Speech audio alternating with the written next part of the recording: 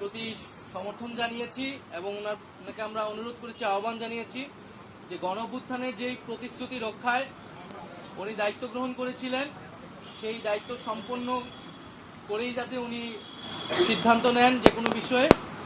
আমাদের আলোচনায় যেই বিষয়গুলা গুরুত্ব পেয়েছে, আমরা বলেছি যে আওয়ামী লীগ নিষিদ্ধের আন্দোলনে জুলাই ঘোষণাপত্র বাস্তবায়নের একটি দাবি ছিল এবং সরকারের পক্ষ থেকে 30 দিন আমাদেরকে বলা হয়েছিল, 30 কার্য দিবসের মধ্যে সেটি হবে। তো নির্ধারিত সময়ের মধ্যে যাতে জুলাই ঘোষণাপত্র জারি করা হয়, প্রদান করা হয়, সেই বিষয়ে আমরা আহ্বান জানিয়েছি এবং সরকারের পক্ষ থেকে, ডক্টর ইউনূস স্যারের পক্ষ থেকে আমাদেরকে আশ্বস্ত করা হয়েছে। দ্বিতীয়ত, আমরা যে জুলাই গণঅভ্যুত্থানে শহীদ হয়েছেন, শহীদ পরিবার এবং আহত যারা রয়েছেন তাদের যে পুনর্বাসন প্রক্রিয়াটা, সেই প্রক্রিয়া কাজটা ধীরগতিতে আগাচ্ছে। সঞ্চয়পত্র গণঅভ্যুত্থান অধিদপ্তর থেকে যে সঞ্চয়পত্র দেওয়ার কথা ছিল সেটি এখনো সকল শহীদ পরিবার পায়নি। মাসিক ভাতা দেওয়ার কথা ছিল, সেই ভাতা দেওয়াটি এখনো শুরু হয়নি। আমরা বলেছি যাতে দ্রুত সময়ের মধ্যেই প্রতিশ্রুতিকৃত সকল যে দাবি, আর্থিক সহায়তা সহ পুনর্বাসনে সেই বিষয়টি যাতে নিশ্চিত করা হয়। দ্বিতীয়ত, শেখ হাসিনার আমলে হওয়া জাতীয় এবং স্থানীয় পর্যায়ে সকল নির্বাচনকে আমরা আনুষ্ঠানিকভাবে অবৈধ ঘোষণা করতে বলেছি। কারণ সেই সময়টা শেখ হাসিনা একটা ফ্যাসিবাদী শাসন ব্যবস্থায় ইলেকশন করেছিল এবং মানুষের ভোটাধিকার হরণ করেছিল। রাতের ভোট হয়েছে, দামি নির্বাচনের ভোট, দামি প্রার্থীর ভোট হয়েছে। ফলে সেই নির্বাচনগুলো নিয়ে প্রশ্ন রয়েছে এবং এই নির্বাচনগুলোকে সেই সময়ের বিরোধী রাজনৈতিক দলগুলোও বিভিন্ন সময় প্রত্যাখ্যান করেছে। ফলে আমরা মনে করি যে সেই নির্বাচনগুলো থেকে আবার সেই নির্বাচনগুলোকে আবার আদালতে নিয়ে যে এক ধরনের পরিস্থিতি তৈরি করা হচ্ছে। ডিজাইন, এলিগেন্স, বিউটি, সেরা পণ্য সবার জন্য জেভিকো।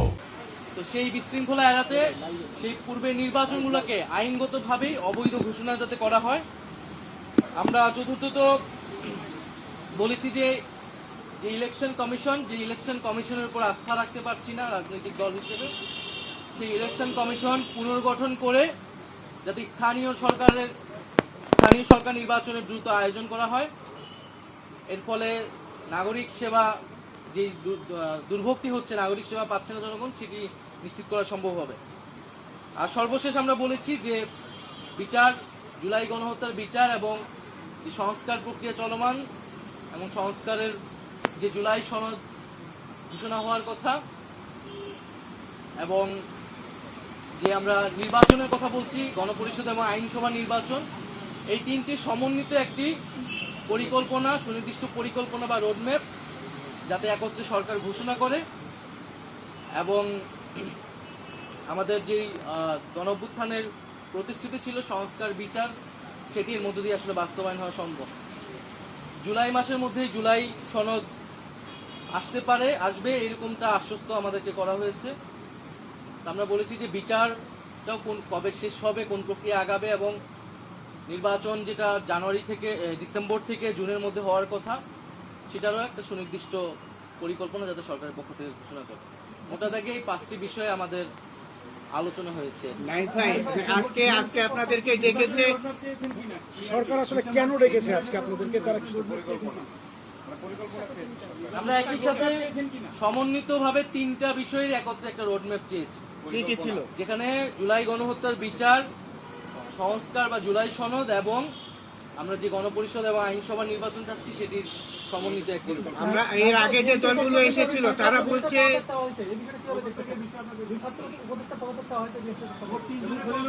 আমরা সুস্পষ্টভাবে বলেছি যে ছাত্র উপদেষ্টা যারা রয়েছেন তারা গণ অভ্যুত্থানের প্রতিনিধি আকারে সেই প্রেক্ষিতে সরকারকে গিয়েছিলেন, সরকারকে বৈধতা দিয়েছেন। ফলে তাদের সাথে কোনো রাজনৈতিক দলে বা এনসিপির সম্পর্ক নাই, সেটা আমরা আজকে সকালের বক্তব্য আমাদের পরিষ্কার করেছি। বরং গণ অভ্যুত্থানের প্রতিনিধি আকারে তারা গিয়েছে, গণ অভ্যুত্থানের আকাঙ্ক্ষা বাস্তবায়নে কাজ করছে আরো সকল উপদেষ্টারা একত্রে। সেখানে তাদেরকে হো করা, তাদেরকে অপমান করা, সে বিষয়ে আমরা নিন্দা জানিয়েছি। আমাদের সাথে তাদেরকে জড়িয়ে ট্যাগ দিয়ে তাদেরকে পদত্যাগ করতে বলাটা রাজনৈতিক উদ্দেশ্যমূলক বলে আমরা বলেছি। নাইক ভাই, আজকে আপনাদেরকে ডাকার কারণ হচ্ছে যে প্রধান উপদেষ্টার পদত্যাগ ইস্যুকে কেন্দ্র করে রাজনৈতিক দলগুলোকে আজকে ডেকেছে বা আপনারা এসেছেন। তো এই বিষয়ে আপনাদের অবস্থান কি? এছাড়া জাতীয় নির্বাচনের বিষয়ে অন্য দলগুলো বেশি আগ্রহী, সেটাতে আপনাদের অবস্থান কি? আমরা বলেছি যে উনি যাতে দায়িত্বে থাকেন, দায়িত্ব থেকে রাজনৈতিকভাবে আলোচনার মাধ্যমে সকল পক্ষের সকল সমস্যার সমাধান করেন। কোনো রাজনৈতিক দল নয়, বরং জনগণ এবং যে গণ অভ্যুত্থানকারী ছাত্র জনতা, তাদের আহ্বানেই তিনি দায়িত্বে এসেছেন এবং তাদের আকাঙ্ক্ষা বাস্তবায়নের জন্যই তিনি আসলে কমিটেড। কোনো রাজনৈতিক দলের প্রতি উনি কমিটেড নয়। এই বিষয়টা যাতে উনি বিবেচনা করেন যে কোনো সিদ্ধান্তের ক্ষেত্রে।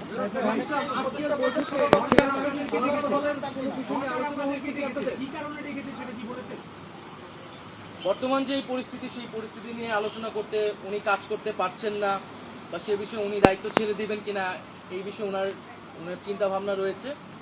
এটা তো অলরেডি মিডিয়া এবং সোশ্যাল মিডিয়ায় এসেছে, আসলে সেই প্রেক্ষিতেই আজকের এই বৈঠক।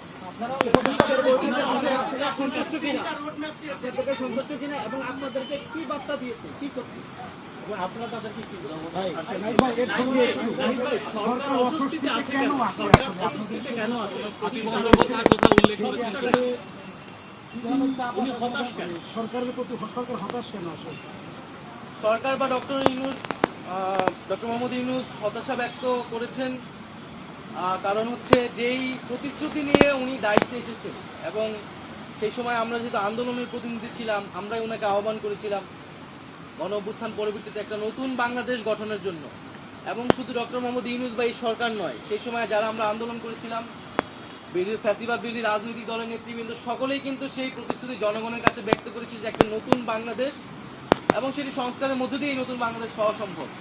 সেই নতুন বাংলাদেশের প্রতিশ্রুতি থেকে কোনো পক্ষ সরে আসছে বলে ডক্টর মোহাম্মদ ইউনূসের মনে হচ্ছে এবং ওনাকে চাপ প্রয়োগ করে বিভিন্ন দাবি আদায়ের চেষ্টা চলছে। এর ফলে আসলে এইভাবে ওনার পক্ষে কাজ করা সম্ভব নয় এবং সংস্কার বা পরিবর্তন আনা সম্ভব নয়। তো সেই জায়গাতে উনি হতাশা ব্যক্ত করেছেন। আমাদের জায়গা থেকে আমরা বলেছি যে কোনো রাজনৈতিক দল নয়, উনি যাতে জনগণের প্রতি, গণ অভ্যুত্থানকারী ছাত্র জনতার প্রতি কমিটেড হন এবং সেই জায়গায় কাজ করতে উনি ওনার দৃঢ়তা ব্যক্ত করেন। বিচার সংস্কার